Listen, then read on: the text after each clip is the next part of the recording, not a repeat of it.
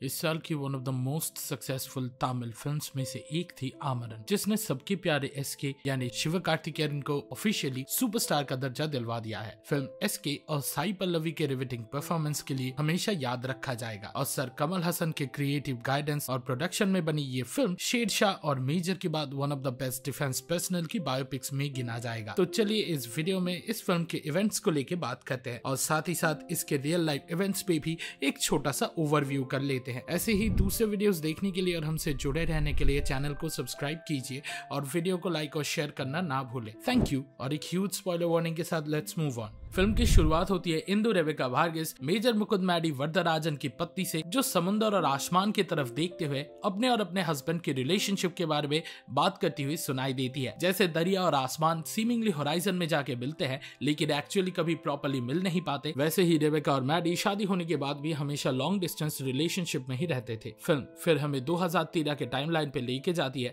जब हम इंदु के हस्बैंड मुकुंद को एक्शन में देखते हैं अपनी टीम के साथ। वो एक ड्रिल के जरिए अपने टीममेट्स के रिस्पांस टाइम को टेस्ट करता है, लेकिन उसका फेक इंजरी फिल्म के दिल को निचोड़ लेने वाले एंडिंग सीन का ही एक फोरशैडोइंग होता है। अब तभी मुकुंद को अपने सुपीरियर कर्नल अमित सिंह दबस से टेररिस्ट लीडर अल्ताफ का अपडेट मिलता है और वो अपनी टुकड़ी के साथ उन्हें पकड़ने निकल पड़ता है, लेकिन स्टोन पेल्टर्स के अटैक के आड़ में अल्ताफ निकल के भाग जाता है। लेकिन ये भी मेजर मुकुंद का ही प्लान का हिस्सा होता है। प्रेजेंट टाइमलाइन में सफर के दौरान हम इंदु को उसकी बेटी आर्शिया मुकुंद सास और ससुर के साथ देखते हैं। ये सफर सिर्फ एक फिजिकल यात्रा नहीं है बल्कि एक भावनात्मक जर्नी है मुकुंद वरदराजन की यादों को सम्मान देने के लिए। मुकुंद को अशोक चक्र से सम्मानित किया जाएगा उनकी बहादुरी और देश के लिए दिए गए बलिदान के लिए। इंदु का प्यार मुकुंद के लिए अब भी जिंदा है, एक ऐसा बंधन जो जिंदगी और मौत के परे है। सफर के दौरान इंदु मुकुंद के साथ बिताए हुए पलों को याद करती है। ये सब शुरू हुआ था मद्रास क्रिश्चियन कॉलेज चेन्नई में, जब इंदु अंडर ग्रेजुएट थी और मुकुंद उसकी सीनियर। मुकुंद की शांत और आकर्षक पर्सनालिटी ने इंदु को काफी इम्प्रेस किया था। एक दिन इंदु को अचानक एक इंटर कॉलेज मॉडलिंग कंपटीशन के लिए कॉलेज का प्रतिनिधि बनाया गया। शुरू में इंदु थोड़ी हेजिटेंट थी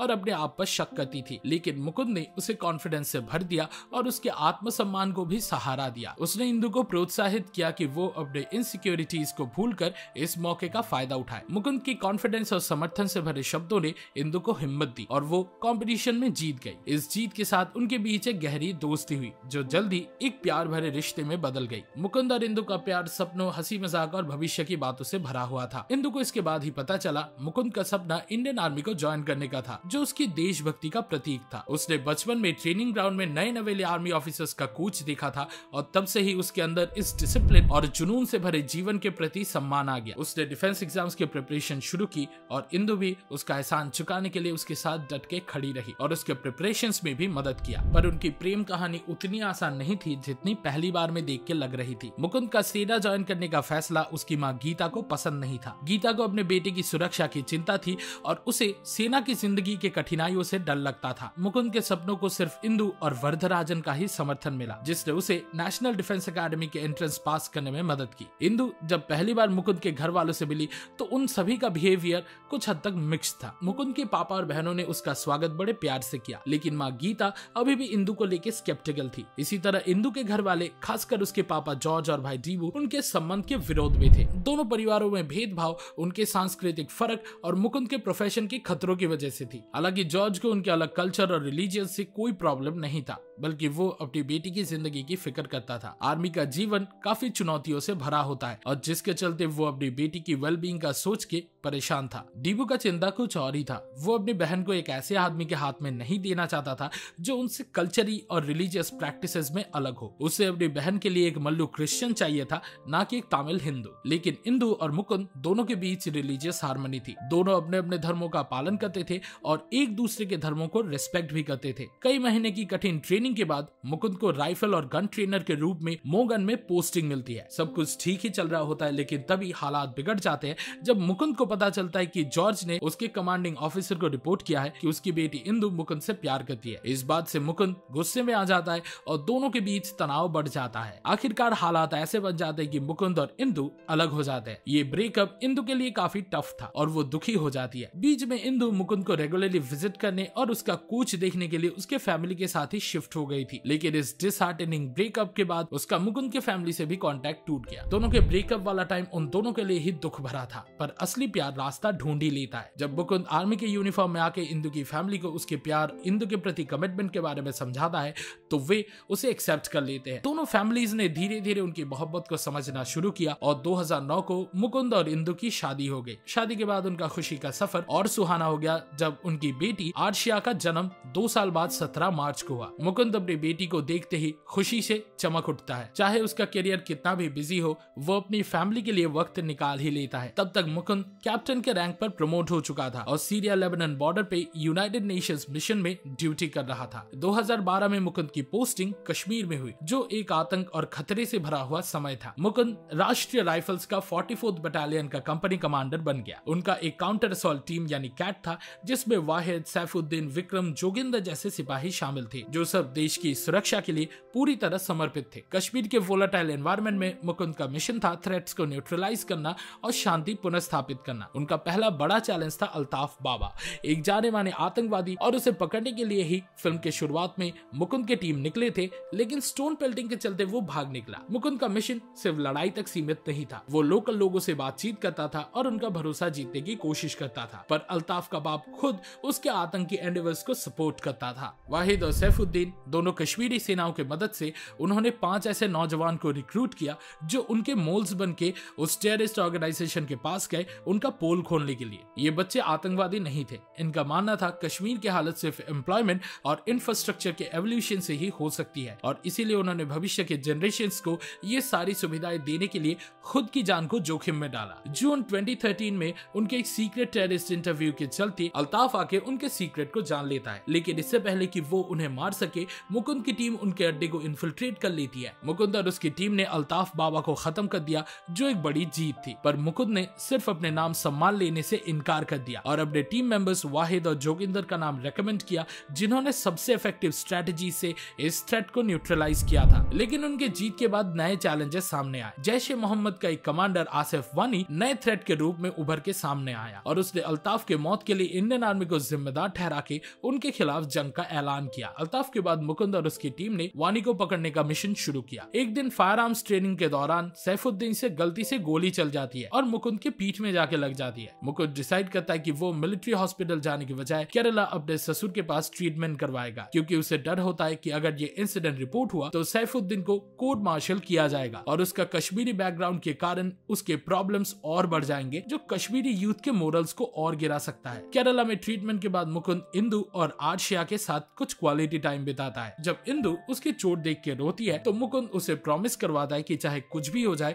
वो कभी नहीं रोएगी। इंदु थोड़ी हेसिटेंट होती है, पर वो ये प्रॉमिस कर ही लेती है। 1 महीने बाद मुकुंद ड्यूटी पर वापस चला जाता है। लतीफ, जो मुकुंद का इन्फॉर्मर था, आसिफ वानी के हाथ मार दिया जाता है। जब वानी को पता चलता है कि लतीफ ने ही अल्ताफ बाबा की डेथ में इंडियन आर्मी की मदद की थी, उसने टेररिस्ट ग्रुप्स के भड़काने पे अपने ब्राइट और इंटेलिजेंट छोटे भाई को खो दिया था और तब से वो इंडियन आर्मी का इन्फॉर्मेंट बन गया था। उसने ही अल्ताफ बाबा को उस दिन स्टोन पेल्टिंग के टाइम मदद करके उनके करीब आ गया था, और जब से उसने उनके ग्रुप को ज्वाइन करने का ढोंग किया तब से ही वो आर्मी को सारे अपडेट्स दे रहा था। जब वानी उसके परिवार वालों को लेकर धमकाता है, लतीफ मजबूरी में अपने मरने से पहले वानी को बताता है कि अल्ताफ बाबा को मारने का मास्टरमाइंड मुकुंद और वाहिद थे। ये सुन के वानी गुस्से में मुकुंद के कॉन्वॉय पर अटैक करता है और वाहिद को किडनैप कर लेता है। यहाँ एक काफी अच्छा सीन था जहाँ पे फहद फासिल और कमल हसन के मूवीज को ट्रिब्यूट दिया जाता है, खासकर अनबे शिबर मूवी को, जो मेरे हिसाब से सभी हिंदी स्पीकिंग ऑडियंस को भी देखनी चाहिए। इस हार के बाद मुकुंद और कैट टीम वाहिद को बचाने के रेस्क्यू मिशन पर चले जाते हैं और उसे टाइम पर बचा भी लेते हैं जब उसे पब्लिक एग्जीक्यूशन किया जाने ही वाला होता है, कर्नल दबस के लाख मना करने के बावजूद। इसके बाद 2014 का इलेक्शन का वक्त आता है और दबस कैट टीम को अलर्ट करता है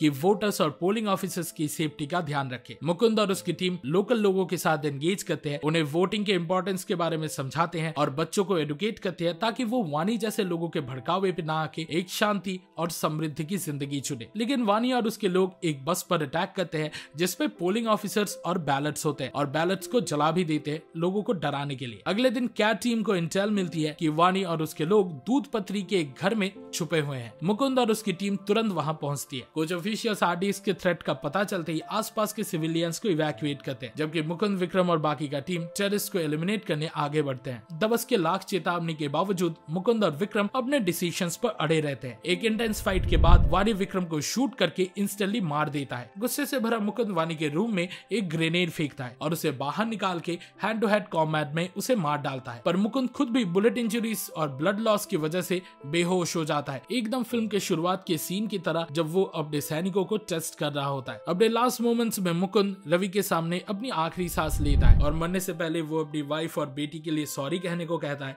और प्यार भी जताता है। इंदु को कई फोन्स आते हैं, लेकिन बात बात पे अपनी पति से बात करने वाली इंदु का तब आंख नहीं खुलता। सुबह होती है और इंदु के बड़े भाई एंड्रूस उसके पास मुकुंद की मौत की न्यूज लेकर आता है। इंदु फोन में दबस का वॉइस सुन के एकदम बिखर जाती है, पर अपने हस्बैंड से किया हुआ प्रॉमिस याद करके वो अपने आंसू को रोक लेती है। मुकुंद का बॉडी कश्मीर से उसके घर वापस लाया जाता है, जहां उसका अंतिम क्रियाक्रम होता है। गन सैल्यूट्स के बीच रवि इंदु को मुकुंद के आखिरी शब्दों के बारे में बताता है, पर इंदु अपने पति से किए गए वादे के मुताबिक रोती नहीं बल्कि बड़े गर्व के साथ उसका सम्मान करती है। 26 जनवरी 2015 को इंदु प्रेसिडेंट से मुकुंद के लिए अशोक चक्र जैसा महत्वपूर्ण सम्मान एक्सेप्ट करती है। साथ ही सिपाही शहीद विक्रम सिंह को भी शौर्य चक्र से नवाजा जाता है। इसी साल मेजर मुकुंद का एक मूर्ति ऑफिसर्स ट्रेनिंग अकादमी चेन्नई में लगाया जाता है। इंदु और आर्शिया अक्सर उस सम्मान से नवाजे गए मूर्ति को देखने जाते हैं और उसकी यादों में अपनी खुशी ढूंढते हैं। मूर्ति के पास बैठते हुए इंदु को लगता है जैसे मुकुंद अब भी उसके कंधे पे सर रख के बैठा है, एक साइलेंट गार्डियन की तरह